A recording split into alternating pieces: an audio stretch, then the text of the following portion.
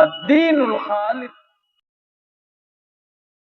الحمد لله رب العالمين والصلاة والسلام على سيد المرسلين وعلى آله وأصحابه ومن تبعهم بإحسان إلى يوم الدين.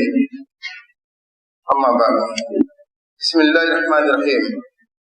عن عبد الله بن عمرو بن العاص رضي الله عنهما أن رجلا قال: يا رسول الله إن المؤذنين يفضلوننا. فقال رسول الله صلى الله عليه وسلم: قل كما يقولون فإذا انتهيت فصلت. رواہ ابو داؤد وصححہ الالبانی. نماز سے متعلق باتوں کا بیان جاری ہے،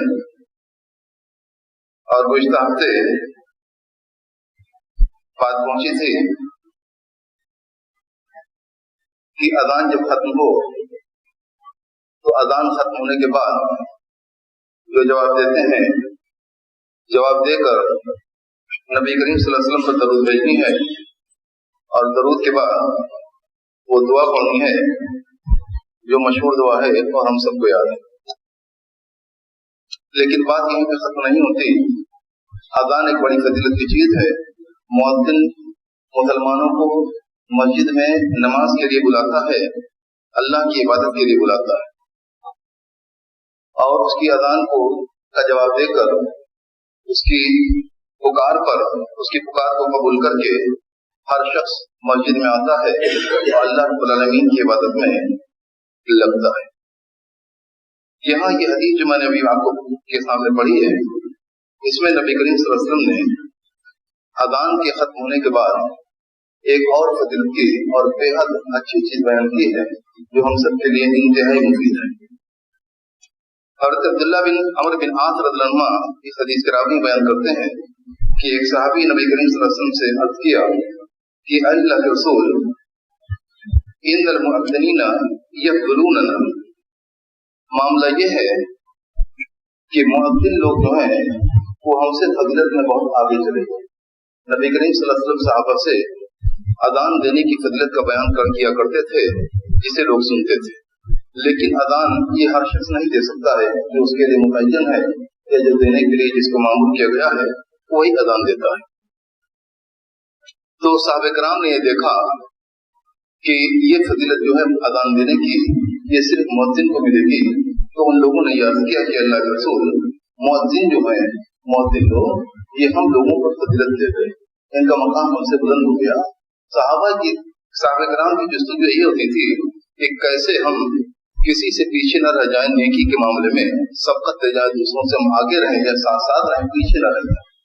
اسی لیے ہم دیکھتے ہیں کہ وہ جو تسبیح ہم لوگ پڑھتے ہیں، سبحان اللہ، الحمدللہ، اللہ اکبر، یہ تسبیح کا معاملہ بھی ایسا ہی ہے. آپ لوگوں نے بارہا سنا ہے کہ اس زمانے میں صحابہ کرام نے نبی کریم صلی اللہ علیہ وسلم سے عرض کیا تھا کہ اللہ کے رسول، یہ جو الدسور ہیں، جو ثروت والے لوگ ہیں، یہ لوگ تو اجر میں بہت آگے نکل گئے، اس لیے کہ اللہ رب العالمین نے ان کو مال و در سے نوازا ہے، اور وہ صدقہ تو خیرات کیا کرتے ہیں، زکات دیتے ہیں، اپنے مال کو یتیموں اور غریبوں پر خرچ کرتے ہیں. تو ظاہر ہے کہ وہ ہم سے بہت آگے نکل گئے. نبی کریم صلی اللہ علیہ وسلم ان سے کہا کہ دیکھو، ہم ایک بات بتاتے ہیں تم لوگوں کو، اسے تم لوگ یاد رکھنا. اس وقت نبی کریم صلی اللہ علیہ وسلم نے یہ تسبیح کے کلمات کو، سبحان اللہ، الحمدللہ، اللہ اکبر، یہ سکھایا تھا کہ 33 مرتبہ اس کو پڑھو اور آخر میں اس کو پورا کرو. لیکن ہوا یہ کہ جو دولت والے لوگ تھے، جو صحابہ کرام جن کو اللہ رب العالمین نے توفیق دی تھی کہ وہ اللہ رب العالمین کے دیے ہوئے مال میں سے بے دریغ خرچ کرتے تھے اور نیکی کے کام میں پیش رہا کرتے تھے، تو ان لوگوں نے دیکھا کہ یہ غریب صحابہ، نادار صحابہ کچھ نہ کچھ پڑھتے ہیں جو ہم لوگ نہیں جانتے.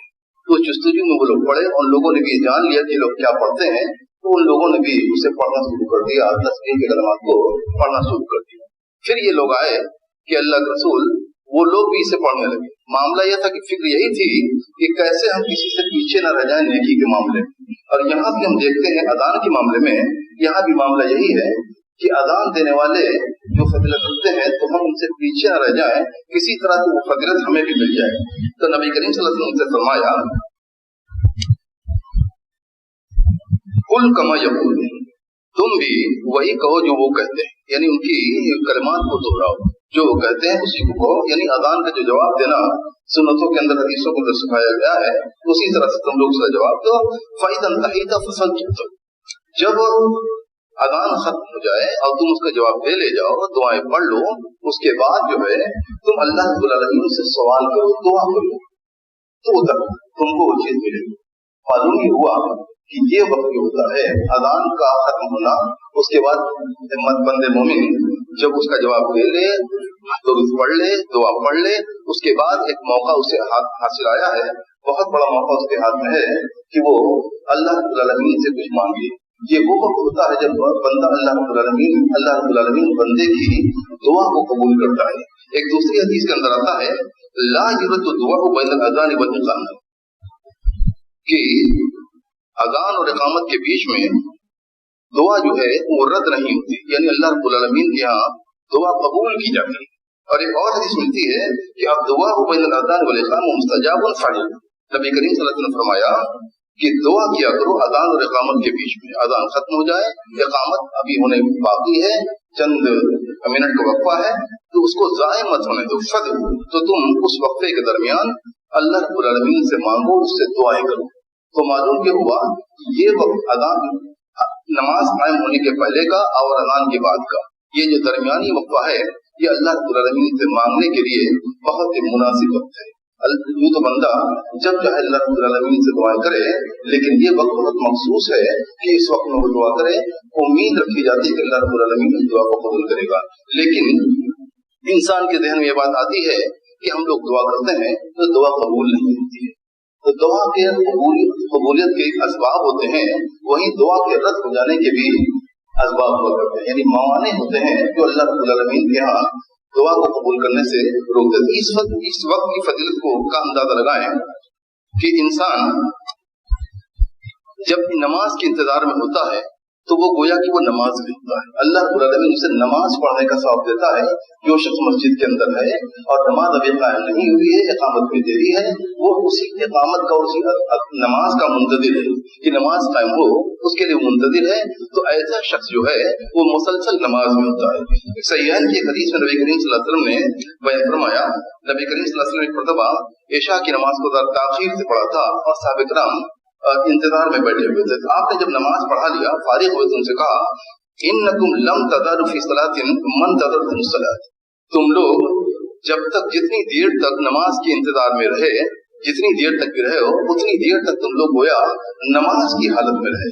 اور نماز کی حالت ایسی حالت ہوتی ہے کہ جس کے اندر دعا انسان جب کرتا ہے مخصوص جگہوں میں تو وہ بندہ اللہ رب العالمین سے بے حد قریب ہوتا ہے اور اللہ رب العالمین اس کی دعا کو قبول کرتا ہے. تو نماز کی حالت میں انسان جب نماز کا انتظار کر رہا ہے, اور حدیث سے معلوم یہ ہوتا ہے کہ نماز کا انتظار بھی نماز کے اندر داخل ہونے جیسا ہے, تو گویا وہ نماز ہی کی حالت میں ہے اور اس وقت اللہ رب العالمین اس کی دعا کو رد نہیں کرتا. ایک حدیث کے اندر آتا ہے القائد یرى الصلاۃ کالقانت, یعنی جو بیٹھا ہے منتظر نماز کا وہ ایسا ہے جیسے کوئی کھڑا نماز پڑھ رہا ہے, یعنی نماز کا انتظار بھی نماز جیسا ہے. تو نماز کی حالت میں انسان نہ ہو, نماز کا منتظر ہو, ابھی اقامت ہوگی, نماز انسان کو ملے گی, اور اس کے پہلے کا جو وقفہ ہے تو یہ گویا کہ وہ نماز کی حالت میں ہے. تو بندہ اس وقت اگر دعا کرتا ہے تو گویا وہ نماز کی حالت میں دعا کر رہا ہے, تو اس کی دعا اللہ رب العالمین قبول فرماتا ہے.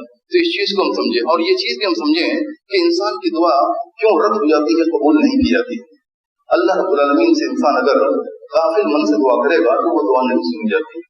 ایک بات تو یہ ہے, اور دوسری چیز یہ ہے کہ انسان شرک میں, بدعت میں اور خرافات میں لگا رہے, اپنی اصلاح نہ کرے, اپنے اعمال کی سے جستجو نہ ہو کہ ہم کیسے ہم نیک بن جائیں, اس کی جستجو نہ ہو.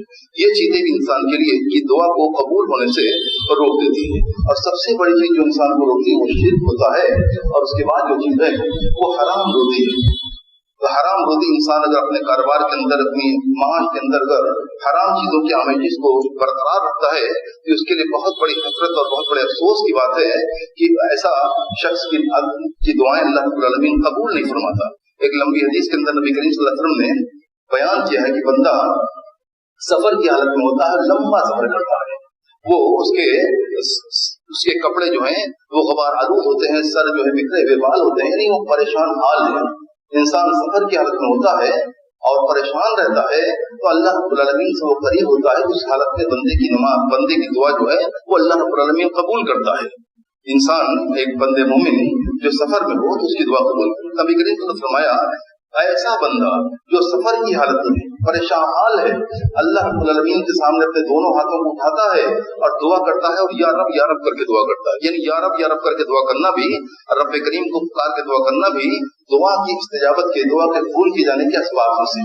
سب کچھ وہ اپناتا ہے لیکن اس کی دعا قبول نہیں ہوتی ہے، رد کر دی جاتی ہے. اس کی وجہ یہ ہوتی ہے کہ وہ اس کا کھانا پینا سب حرام ہے، اس کی جو نشوونما ہوئی ہے وہ حرام کمائی سے ہوئی ہے، اس کے اندر جو اس کے رگوں کے اندر جو خون دوڑ رہا ہے وہ حلال کمائی کا نہیں ہے. تو انسان کو، ایک مسلمان کو یہ سمجھنا چاہیے کہ یہ چیزیں جو اس کی دعاؤں کے قبول کرنے سے مانے بن جاتی ہیں ان سے وہ گریز کرے، توحید کو اپنائے، شرک سے بچے، اپنے اعمال کی اصلاح کرے اور روزی کی فکر کرے کہ اسے حلال روزی ملے. اسی لیے بندے مومن جب صبح ہوتی ہے فجر کی نماز پڑھتا ہے تو فوراً وہ فجر کی نماز کے بعد رزق حلال کے دعا اللہ تعالیٰ سے کرتا ہے اور روز کرتا ہے، اس لیے کہ وہ جانتا ہے کہ یہ ہی چیز کے روزی اسے چاہیے. روزی سے وہ گریز نہیں کرتا ہے، وہ اس کی روزمرہ کی چیز ہے. تو انسان کو وہ چیز چاہیے تو حلال مل جائے، یہ اللہ رب العالمین سے بندہ مانگتا ہے اور صبح سویرے ہی مانگتا ہے. فجر کی نماز سے فارغ ہوا فوراً اپنے دن کے لیے اللہ رب العالمین سے روزی مانگتا ہے جو کہ ایک مصنوعی چیز ہے.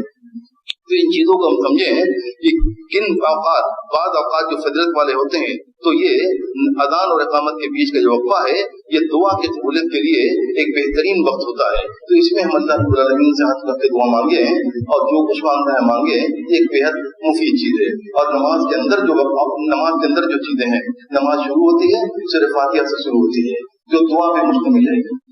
اسی طرح انسان جب سجدے میں جاتا ہے تو اللہ رب العالمین سے بے حد قریب ہوتا ہے. سب سے قریب انسان اپنے پروردگار سے سجدے کی حالت میں ہوتا ہے. اس وقت بھی نبی کریم صلی اللہ علیہ وسلم نے فرمایا کہ کثرت سے سجدے کے اندر دعائیں کیا کرو.